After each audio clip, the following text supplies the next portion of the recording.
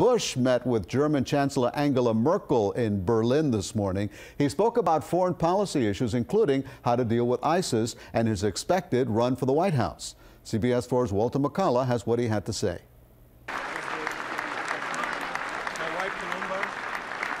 Applause fills the room as Jeb Bush is greeted by German Chancellor Angela Merkel. The two had a lot to discuss, including how to handle ISIS. That the efforts to date haven't been strategic, that we don't have a strategy. This may be the beginning of a strategy.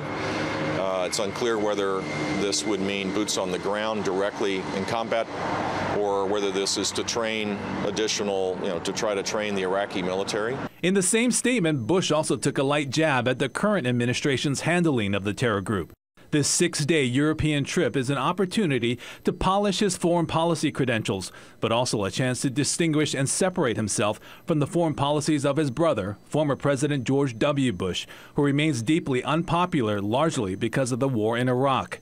The crisis in Ukraine appears to be a main theme for Jeb Bush, commenting on Russia's involvement, including the illegal annexation of Crimea. Bush made an assertive stance against Russian President Vladimir Putin. To deal with Putin, you need to deal from strength.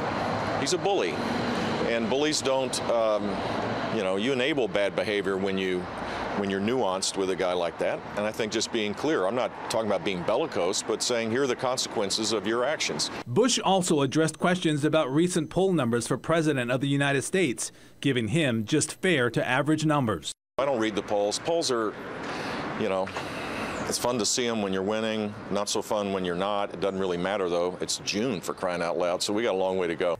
And Bush will head to Poland and Estonia next. The entire country will be paying close attention to Jeb Bush Monday, June 15th, where he's expected to announce a run for the White House in 2016. Walter McCullough, CBS 4 News.